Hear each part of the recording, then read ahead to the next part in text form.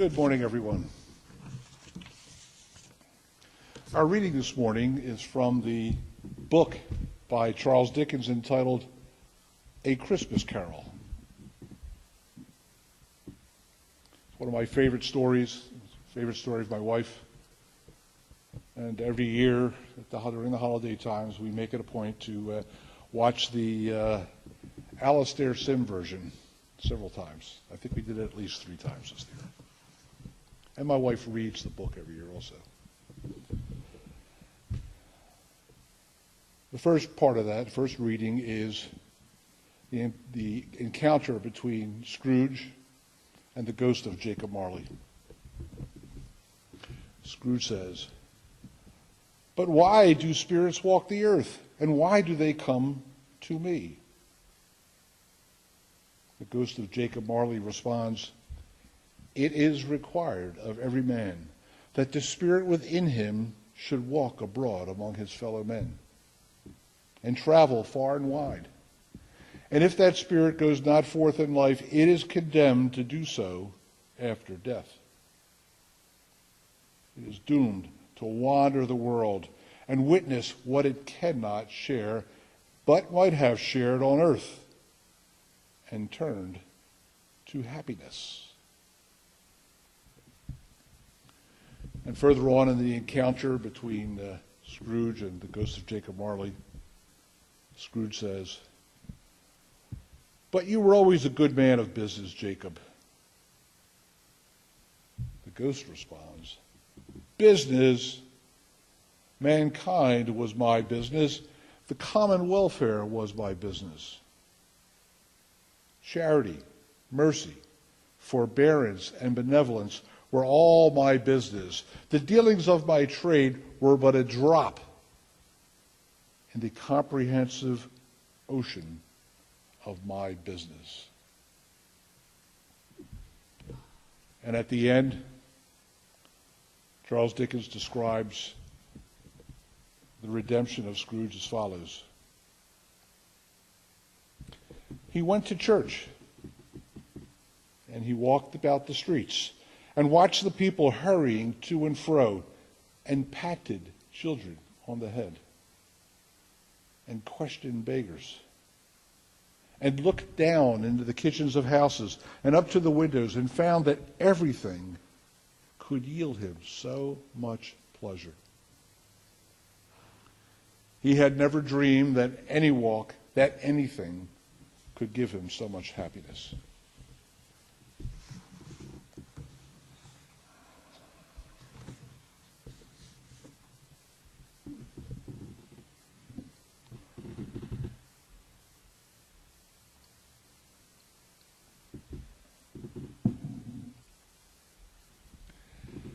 Getting to know you.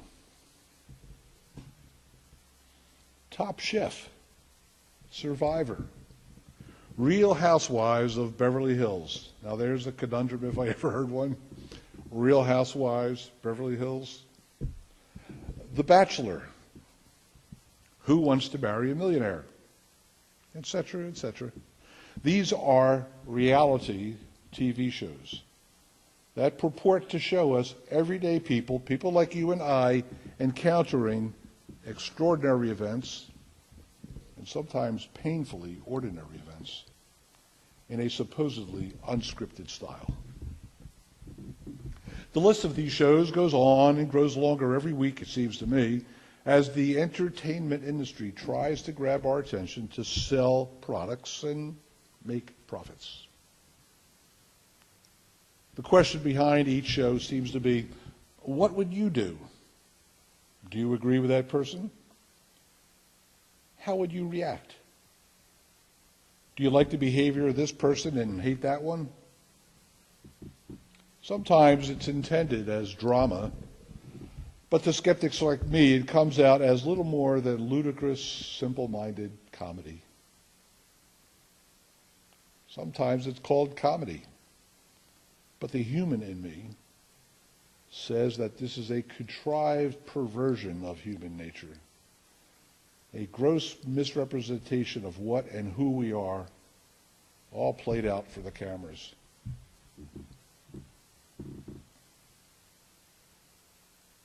more than that, it all seems to be nothing more than shameless voyeurism. A circus act, a modern-day coliseum of the absurd, where people are thrown into the ring of public scrutiny, naked in a way, and attacked by whatever the producers can come up with to make the show more interesting and more assailable to the advertisers.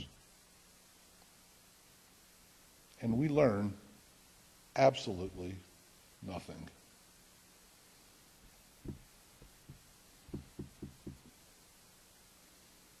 But nonetheless, we watch. Why? What is the attraction? What need are we attempting to satisfy? Is it perhaps that we need to explore human emotions in order to understand ourselves? Are we trying to find ourselves somewhere? Are we trying to identify with the characters in some fantastical sort of way? Whatever's going on, we are allowing these representations of us to be twisted and turned and distorted in shows that are no more reality than the Teletubbies or Gilligan's Island. This morning, I'd like to suggest that understanding others by hearing other stories is a legitimate need. That knowing others is necessary, indeed critical to knowing ourselves. But the path to knowing others should not be filtered through the lens of reality TV or the internet, but by your own personal, unencumbered, humble, and frequent encounters with other human beings. But it seems also true that knowing ourselves is important in knowing others. As the Transcendentalists all noted, the truth lies within. But trying to understand our own behavior only through self-examination and introspection is like a burglar designing a security system for a bank. Unless you have an extraordinary control of your ego, the burglar in you will always find a way around the truth. We all carry illusions about ourselves. So therein lies the paradox. We must know ourselves to know others. We must know others to know ourselves.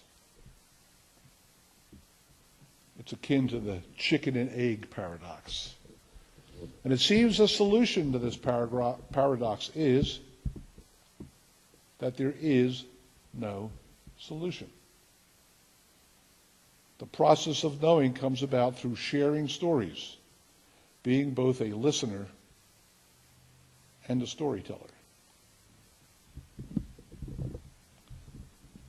The Tao Te Ching, or loosely translated as the Book of Virtuous Ways, was written in the 6th century BCE by Lao Tzu, the person often regarded as the founder of, or at least the person who coalesced, Taoist thought. One of the most famous sayings in the Tao Te Ching is, knowing others is wisdom. Knowing yourself is enlightenment. Philosophers throughout the ages have struggled with the paradox of knowing others and knowing yourself, but I thought Sir Joshua Reynolds, I was surprised by this because I think of Sir Joshua Reynolds as an artist, painter, but I did not know that he was a philosopher. Sir Joshua Reynolds expressed it best. He said the following: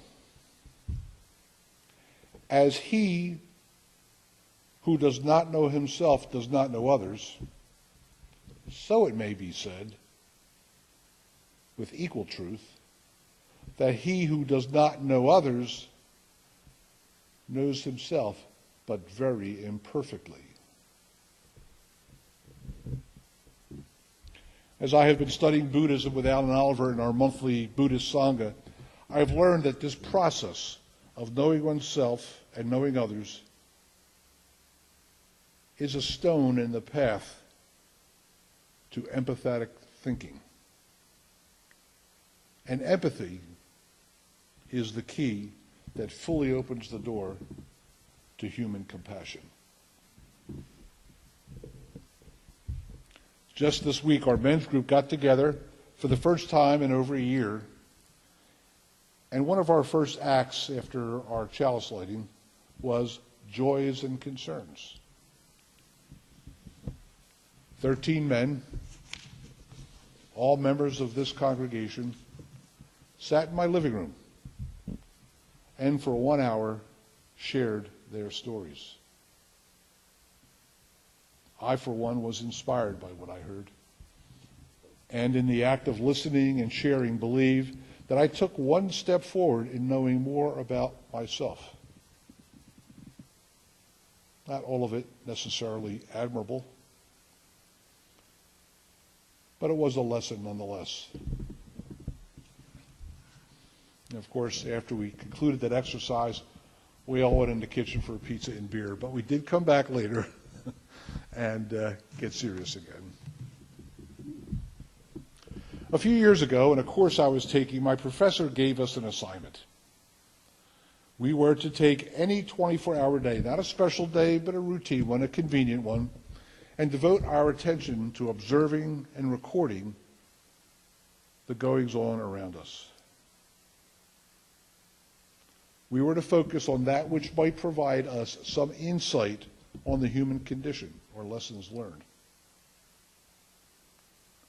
The idea was to record that which we may be inclined to share or to use as possible sermon topics. We were to record what we saw and thought in a notebook and bring them to class for discussion.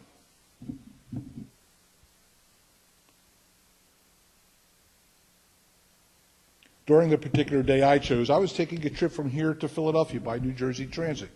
And those of you who have taken that trip know that the train passes through North Philadelphia, through some of the most economically depressed sections of the city. I've traveled that section of rails for years as a commuter from my home in Northeast Philadelphia to my office in Center City. And now, as I approach the area, I knew very well what to expect, what I would see, what I would feel. I grew up in Philadelphia, in what was probably a lower middle-class neighborhood. I recall excursions through neighboring parts of the city, in some cases only the next block, the slums or ghettos as they were called. I remember clearly the riots in the 1960s in North Philadelphia. So as I trained through the area, I had my expectations. My mind was predisposed to see only the common images of crime and drugs and poverty, homelessness, joblessness, vacant and trash-strewn lots, graffiti, until, as directed by my professor, I started to look deeper, to find more, to open my eyes and look at it all afresh.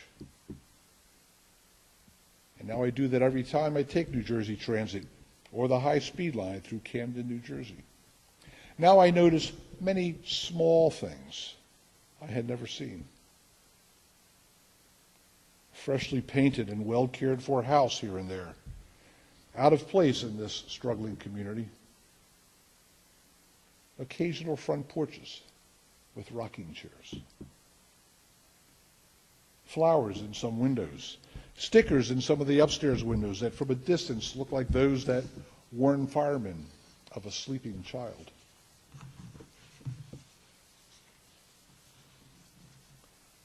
There are places where the train passes to the rear of homes, and you can see into the backyards. What are those occasional small patches of blue? They're small plastic kiddie pools, wading pools. I imagine hot Saturday afternoons in a small garden hose filling the pool as little children splash and play. I see barbecues, small home gardens. I find one large community garden located right adjacent to the tracks that goes on for a city block, divided into individual allotments.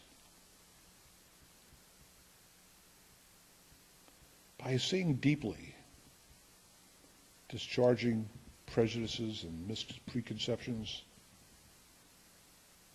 my view was forever changed. Doesn't this apply equally with individuals as with communities? Metaphorically speaking, in knowing others, we need to get beyond the front door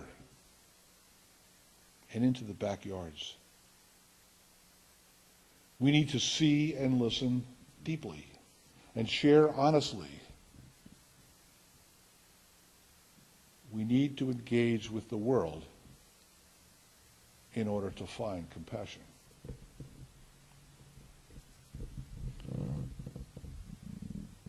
In writing this message, I recalled the old TV show, a long time ago, called Naked City. It was a highly acclaimed police drama produced in the 1950s. But what I remember most is the closing line of the show. Anybody remember that? There are 8 million stories in the Naked City. This has been one of them.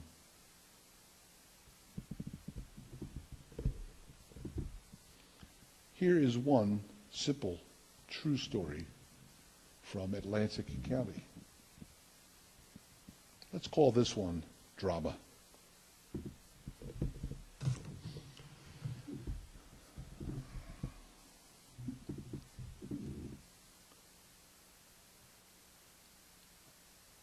His name is Ty, T-H-A-I.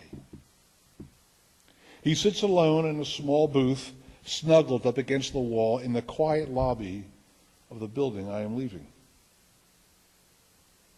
There is a sign over the booth that reads, "Valet Parking Cashier." He is separated from me by a transparent plexiglass panel with a hole in the middle that I suppose I am to speak through. Or I imagine perhaps he needs to breathe through. There are some vertical steel bars over the plexiglass as further protection and isolation. As I approach the booth, I see a warm, boyish smile coming unexpectedly from that jail-like little room. It's an inviting smile that seems to encourage conversation. He is a youngish-looking man. I remember thinking either Asian or European, and I suspect he is a lot older than he looks, his welcoming demeanor having the effect of erasing the years. I smile back, slide my ticket under the plexiglass through the tiny slot, and I notice his name tag, Ty.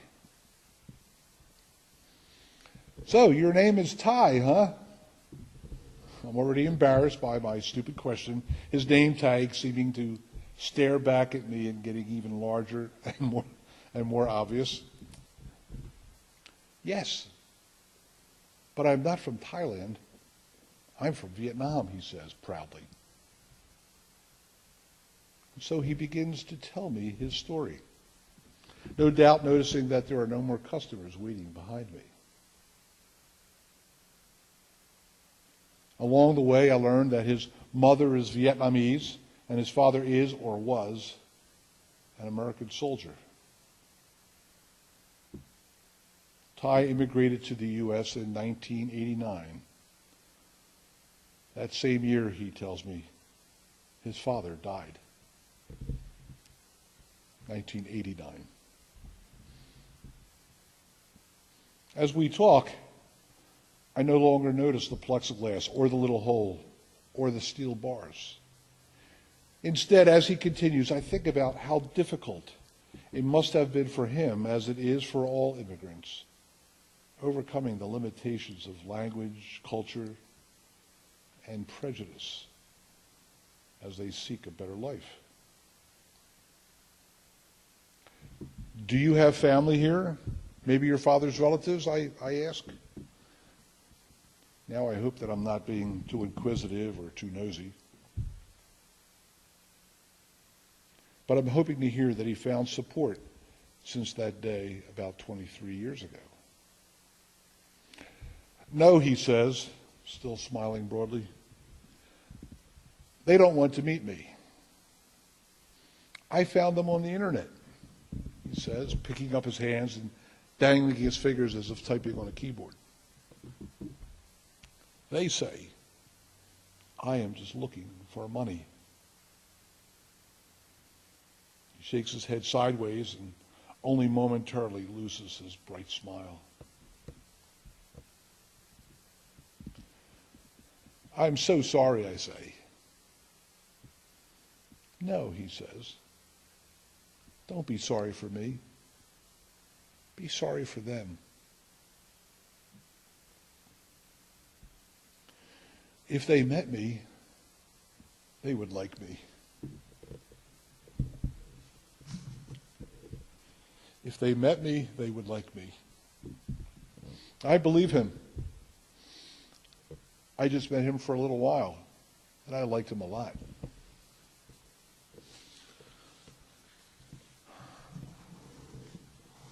What is it about we human beings that our first inclination is so often to distrust, to doubt, especially those who are culturally different, poor, needy, disabled? What do we fear? Why are we unwilling to invest some time to know these others? Does our ego demand that we assign persons some type of inferiority to maintain our internal vision of hierarchy? Are we afraid we might come to know that they are just like us, maybe only slightly different, maybe even better than us? How many people need to tell their stories? How many of us need to hear them?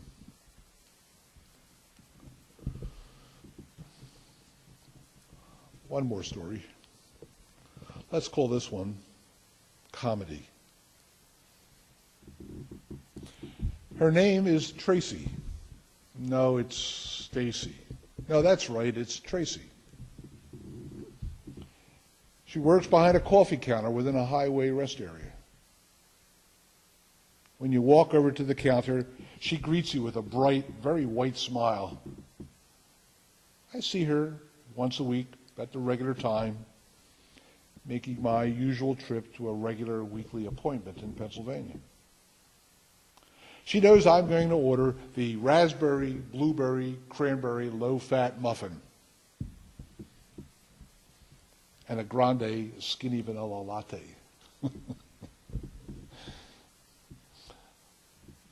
I do drink lattes, skinny and low-fat food. I don't look like it. One day, we laughingly decide that raspberry, blueberry, cranberry, low-fat muffin is a long, burdensome name for such a simple, small muffin. And I ask her, well, what should we call it? She decides, from now on, we'll call it a triple berry muffin. I agree. So each time I stop in and order my triple berry muffin, I think about how Tracy might suggest we simplify Unitarian Universalist Congregation of the South Jersey Shore. But I never ask. A short while ago, I stopped in a little bit later than my regular time, and Tracy was not there. I asked the young man behind the counter, where is, I think, Tracy or Stacy? Oh, she's on break right now, he says. She's such a nice person, I say. Yes, he says, she really is so nice. Is it Tracy or Stacy? I forget those names mixed up. "Oh, she's Tracy," he says, "but she has a sister named Stacy who looks just like her." We both laugh out loud. I learn his name is Shamir. Later that day, on my way back home, I stop in for a break. And as I'm walking through the dining area, I hear a voice hollering, "Excuse me, excuse me." It's Stacy. No, I mean Tracy. She hands me a small white envelope. "Here, this is for you," with that same broad, pleasing smile. "Hey, I hear you have a sister named Stacy," I say. "Yes," she says, "and she looks just like me." "Who told you that?" "Shamir," I say. "Oh, he's so nice," she says, and scampers away back to her counter. It's a holiday card issued by her company. This was the first Tuesday after Thanksgiving. The card says, "For our valued customers, buy one, get one free." It's my first gift of the holiday season, my first greeting card. I spend the rest of the day happier than usual. With the word nice filling my thoughts like a familiar melody.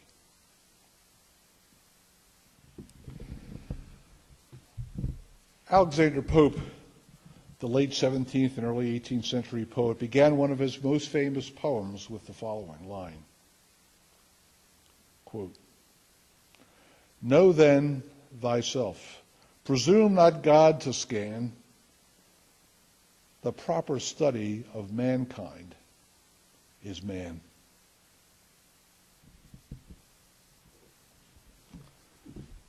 So, I invite you now to try to let your spirit go forth and invite strangers into your circle of community. Be wise and enlightened. Learn to share and turn whatever you can to happiness. Make mankind your business. Question the beggars. Look for the flowers in the window.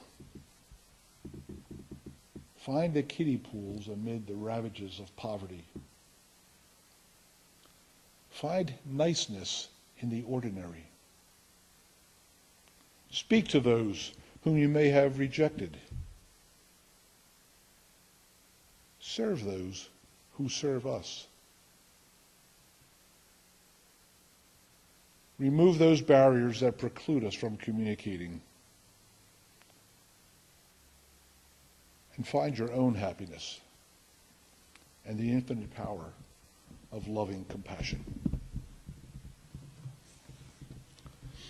Now please rise as you are able to sing our closing hymn, "For All That Is Our Life," number 128 in your gray hymnals.